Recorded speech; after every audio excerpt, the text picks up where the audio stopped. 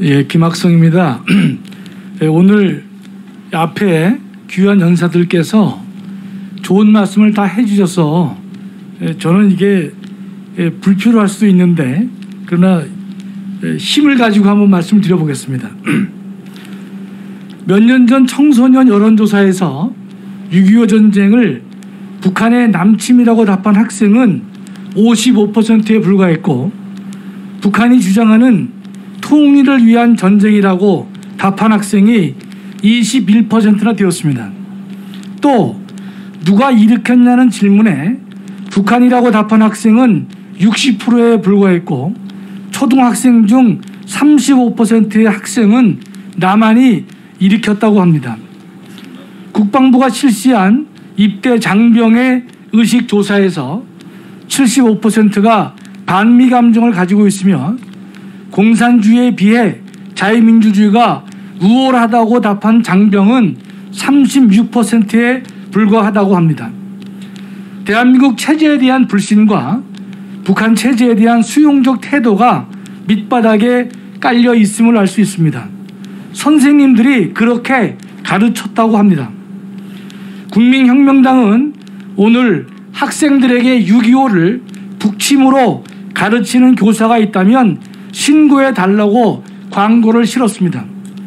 이러한 광고가 시의적절한 것이면 물론이요, 역사를 왜곡하는 불순분자들을 색출하고 이를 정화해야 하는 국가적 사명을 대신 감당한 것으로 매우 정당하다고 할 것입니다.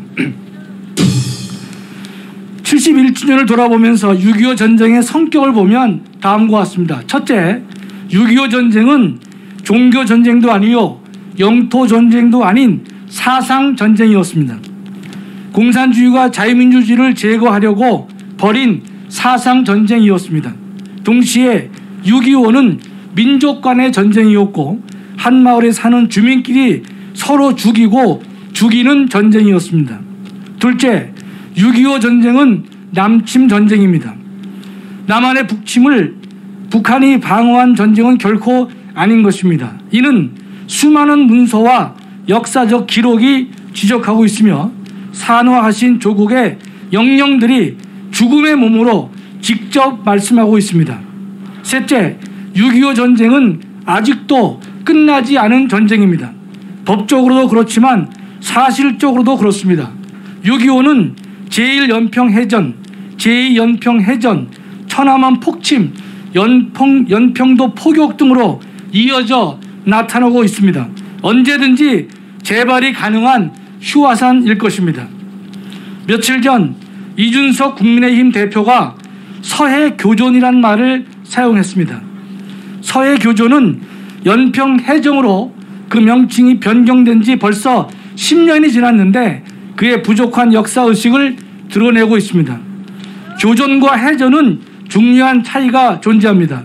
교전은 책임 소재가 불분명한 것이기에 북한의 도발에 맞서 우리 해군이 승리한 전쟁의 의미를 담고 있는 해전이란 용어를 사용해야 할 것입니다.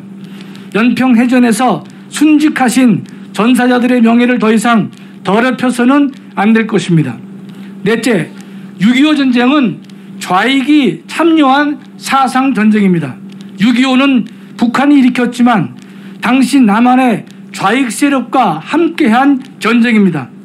빨치산은 대한민국을 무너뜨리기 위한 무장 공산 세력인데, 빨치산 문화를 찬양하는 소설과 영화 등이 대중문화에 스며들고 있습니다. 빨치산 활동을 미화하고 왜곡한 조종래의 태백산맥은 1000만 권 이상 팔렸지만 6.25 전쟁의 전설적 영웅 백선엽 장군의 수기인 군과 나는 2만 부밖에 팔리지 않았습니다. 500분의 1 정도만 팔린 것이 현재 우리의 현실이기도 합니다. 조종래는 소설로 번 돈으로 자신의 고향이자 태백산맥의 배경이 된 전남 보성군 벌교에 태백산맥 문화관을 만들었습니다.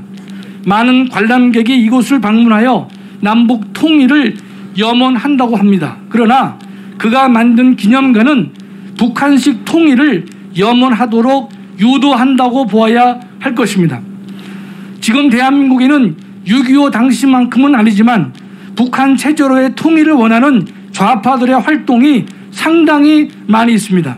대한민국을 부정하고 대한민국을 사회주의 체제로 변혁하려는 사회단체, 노동단체, 교육계, 언론계, 종교계, 문화예술계는 물론이고 정계, 관계, 법조계, 군과 경제계 등 곳곳에 퍼져 있습니다.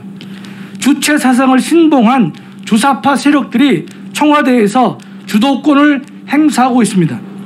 1997년 남한으로 망명한 황장엽 선생은 북측은 남조선의 지하 조직을 키우기 위해 오랜 기간 전력을 다해온 만큼 남조선에서 지하 조직의 뿌리를 뽑는 것은 매우 어려운 일이라고 했습니다. 존경하는 국민 여러분, 6.25 전쟁이 남침이고 대한민국의 상상을 초월하는 피해를 주었고 이를 방어하기 위해 참전한 16개국의 국가와 군인들에게 많은 피해를 주었습니다. 그런데 북한이 주체가 되어 일으킨 이 불법 전쟁에 대해 그 책임을 물어야 되는데 지금까지의 정당과 정치 세력들은 이들의 만행과 잘못을 지적해 오는데 그쳤습니다. 이마저 외면한 정부와 정당도 있었습니다.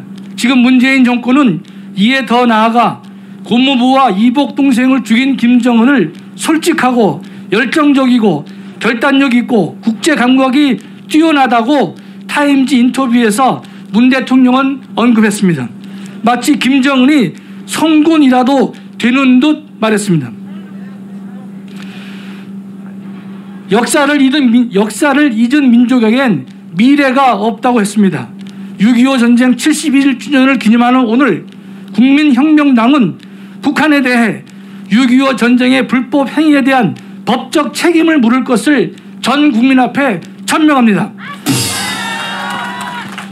그동안 모든 정당들과 정치 세력들은 말로만 규탄하는 데 그쳤지만 국민혁명당은 법적으로 그 책임을 묻고자 합니다. 이름으로써 국민혁명당은 국민의 의사를 수렴하고 이를 국가의사 결정에 반영해야 되는 공당으로서의 책임을 다할 것입니다. 존경하는 국민 여러분, 문재인 정권은 북한에 대해 안보의 빗장을 활짝 열어두었는데 이를 적극적으로 저지해야 하는 정치 세력이 존재하지 않습니다. 민주당은 국가안보를 대화로 풀겠다는 망상에서 깨어나야 할 것입니다. 국민의힘은 민주당의 폭주를 막아야 하는데 덮지도 차지도 않습니다. 국민혁명당은 국가안보를 지키고 5천만 국민의 생명과 안위를 지키는 이 일에 앞장서서 매진할 것입니다.